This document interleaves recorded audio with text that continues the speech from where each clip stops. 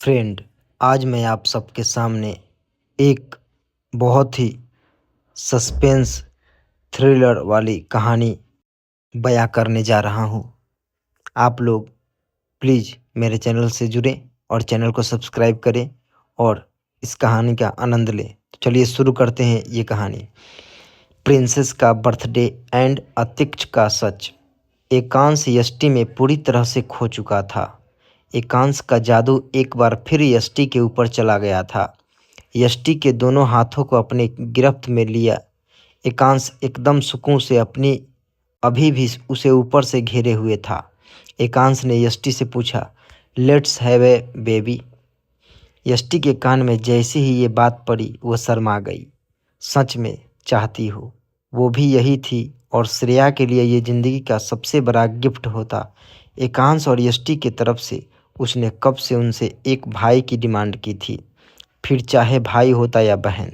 यष्टि ने अपनी आंखें बंद किए हुए ही एकांश को हाँ में जवाब दिया। यष्टि की इस हाँ ने एकांश को सच में पागल कर दिया था। एकांश यष्टि और अपने बीच हुए इस अभी अभी की बात पर अमल करने के लिए एकांश यष्टि के नज़दीक आता। उससे पहले यष्टि ने एकांश को याद दिलाया, रुकिए, 12 बज गए हैं, इट्स श्रेया बर्थडे। यष्टि तो ऐसे खुश हो रही थी जैसे ये श्रेया का नहीं बल्कि उसी का बर्थडे हो। एकांश भी अब रुक चुका था। उसने बेड से उठते ही हुए अपने कपड़े पहने। यष्टि ने तो पहले से ही श्रेया के बर्थडे का फर्स्ट केक अपने हाथ से बनाकर रखा हुआ था। वह चाहती थी कि उसकी प्रिंसेस अपने जन्मदिन पर सबसे पहला केक उसके हाथ का बना हुआ काटे।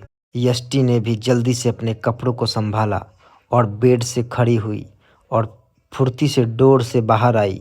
एकांश उसकी इस हड़बड़ी को देख कर अपने आप को मुस्कुराने से नहीं रोक पा रहा था। सच में काफ़ी बचपना था यष्टि में, लेकिन जब ज़रूरत पड़ती थी तो वो उतनी ही समझदारी से काम भी लेती थी।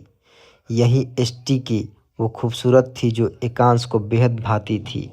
एकांश भी अब तक यष्टि के पीछे पीछे रूम से बाहर आया और अब उसके कदम श्रेया के रूम की तरफ बढ़ गए। यष्टि अपने हाथ में एक ट्रे और केक लेकर वहीं आ रही थी। यष्टि के पीछे पीछे सुनीता जी भी आ रही थी। यष्टि में हड़बड़ी में श्रेया के रूम का डोर खोला तो सामने एकांश खड़ा था। अब श्रेया के बेड की एक तरफ सुनीता जी और एक तरफ एकांश खड़ा था। जब यष्टि ने श्रेया के गाल को किस करते हुए उसे उठाया और विश किया, wish you a very very happy birthday मम्मा की जान। अपनी बात अभी यष्टि ने पूरी ही की थी कि तभी सुनीता जी और एकांश ने भी श्रेया को विश किया। श्रेया ने अपनी आंखें मलते हुए अपनी मम्मा को गले से लगा लिया, जिसके बाद श्रेया की एक तरफ एकांश और दूसरी तरफ सुनीता जी आकर बैठ चुके थे। दोनों ने उसे बर्थडे विश किया।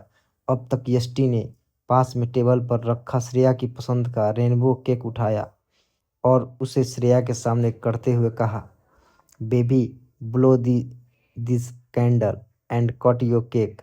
श्रेया ने एक्साइटेड होते हुए 2 से 3 फूंक में वो कैंडल्स बुझा दी, जिसके बाद यष्टि ने उसके छोटे छोटे हाथों में नाइफ देते हुए उन्हें होल्ड करते हुए केक कटवाया। श्रेया ने केक का सबसे पहला पीस अपनी मम्मा को ही खिलाया। अब तक तो उसने अपने हाथ को केक में मेस कर लिया था। एकांश तो उसकी इन क्यूट हरकतों में जैसे सा गया था। वो सच में बहुत ज़्यादा क्यूट लग रही थी। जब वो अपनी फिंगर पर लगे केक को लिक कर रही थी, यष्टि ने अब केक का एक पीस एकांश और एक सुनीता जी को खिलाया, जिसके बाद उसने श्रेया को अपनी गोद में उठाया और उसके हैंड वॉश करवाने के लिए वो वॉशरूम में चली गई। इधर सुनीता ने बचे हुए केक को संभालते हुए एकांश से पूछा, बेटा, आज शाम की पार्टी में क्या अतिक्ष का भी आने वाला है? सुनीता जी की ये बात वॉशरूम से निकलती हुई यष्टि ने भी सुन ली थी। यष्टि ने वॉशरूम से बाहर आते हुए सुनीता जी और एकांश से पूछा, ये अतिक्ष कौन है? एकांश के कुछ भी बोलने से पहले श्रेया ने बोला, मेरे डैड का नाम है अतिक्ष। श्रेया के इस जवाब पर यष्टि एकदम सन्न रह गई थी, लेकिन सबसे पहला सवाल उसके मन में यही आया कि श्रेया को अपने डैड का नाम कैसे याद आया। लेकिन फिलहाल इस सवाल को साइड करते हुए यष्टि ने एकांश से कहा, आप अपने रूम से चलिए, मुझे आपसे कुछ बात करनी है। सुनीता जी, प्लीज़ आप श्रेया को सुलाने की कोशिश कीजिए ना, मैं अभी आती हूँ। अभी अपनी बात पूरी करते हुए यष्टि ने एकांश की तरफ इशारा किया, जिसके बाद एकांश और यष्टि वहां से अपने रूम की तरफ आ चुके थे। यष्टि ने डोर को बंद करते ही एकांश के सामने सवालों की झड़ी लगा दी। एकांश, ये अध्यक्ष आखिर है कौन, और श्रेया को अपने डैड का नाम कैसे याद आया? वो तो अभी बहुत छोटी है। एकांश ने अब यष्टि को सब कुछ बता देना ही सही समझा। उसने यष्टि को बताया, असल में वो उस दिन हमारे घर आए थे, मिस्टर मनन सिंघानिया। उनकी शक्ल हूबहू मेरे बड़े भाई और श्रेया के डैड अध्यक्ष वालिया से मिलती है। तुमने आज से दिन नोटिस नहीं किया था जब सुनीता जी ने उन्हें पहली बार देखकर अत्यक्ष ही कहा था? यष्टि ने हैरान होते हुए एकांत से पूछा। मैंने नोटिस किया है कि इस घर में उनकी कोई भी फोटो नहीं लगी है, आखिर क्यों? एकांश ने यष्टि की बात का जवाब दिया। वो इसलिए क्योंकि जब श्रेया अपने मॉम और डैड की डेथ की न्यूज़ सुनकर शॉक में चली गई थी, तब वो मैंने ही हटवाए थे उसकी हालत को सुधारने के लिए। और रही बात श्रेया के अपने डैड के नाम को याद रखने, वो भी मैंने ही उसे याद करवाया था। फिर जब उसने न्यूज़ में वो सब सुना, तब से वो इस नाम को कभी भूल नहीं पाई। It's a part of her learning ability. वो जो एक बार याद कर लेती है, भूलती नहीं है। ये उसके ब्रेन का एक यूनिक फीचर है। यष्टि की आंखें नम हो गई थी। ये सब सुनकर उसने खुश होते हुए एकांत से पूछा, तो क्या इसका मतलब श्रेया के डैड जिंदा हैं? लेकिन ऐसा कैसे हो सकता है? न्यूज़ में तो उनके डेथ की न्यूज़ आई थी ना। मुझे तो वो डेडली एक्सीडेंट की न्यूज़ के बारे में सुनीता जी ने एक बार बताया था। एकांश ने यष्टि को दोनों कंधों से होल्ड करते हुए कहा, वो एक्सीडेंट सच में बहुत डेडली था, लेकिन भाई और भाभी के डेड बॉडी रिकवर नहीं हुई थी।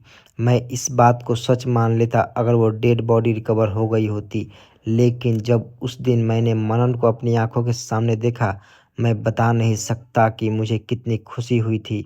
यष्टि ने आज पहली बार एकांश को गाल पर आए हुए आंसुओं को अपने हाथों से पोंछते हुए कहा, अगर वो आपके भाई और श्रेया के डैड हैं, तो वो आपसे आकर क्यों नहीं कहते ये सब? एकांश ने हैरान होते हुए कहा, ये तो मुझे भी समझना है। अगर वो अतिक्ष भाई है, तो वो मनन सिंघानिया की तरह कैसे बिहेव कर रहे हैं?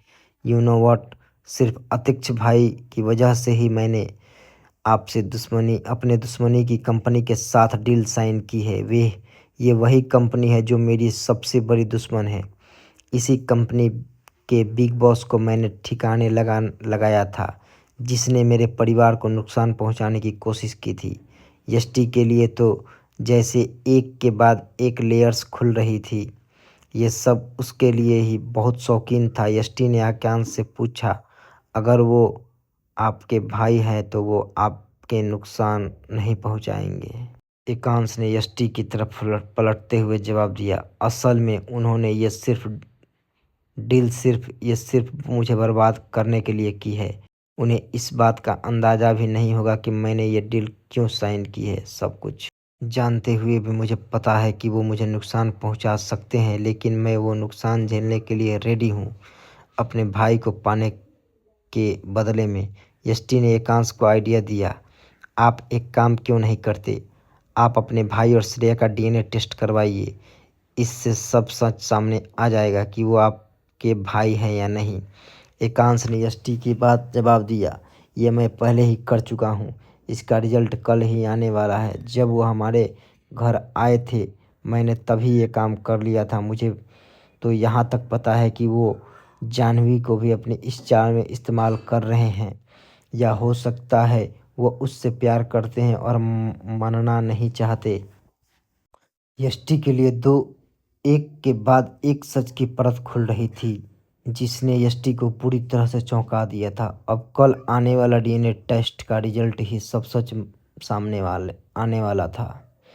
एकांश और यष्टि की बातों के दौरान हुआ एकांश के बड़े भाई का जिक्र, जिसके बाद यष्टि पहुंची श्रेया के रूम में। आधी रात में श्रेया ने रखी यष्टि मम्मा के सामने टेरेस पर घूमने की फरमाइश, जिसे पूरा करने के लिए यष्टि ने यष्टि ले आई है श्रेया को टेरेस पर, लेकिन टेरेस पर यष्टि की नज़र आया एक काला साया, जिस पे सतर्क होते हुए यष्टि ने हाथ में डंडा थामे बढ़ चुकी है। उस साये की तरफ तो आखिर कौन है ये काला साया जो टेरेस पर है? जानेंगे कहानी के भाग 2 में।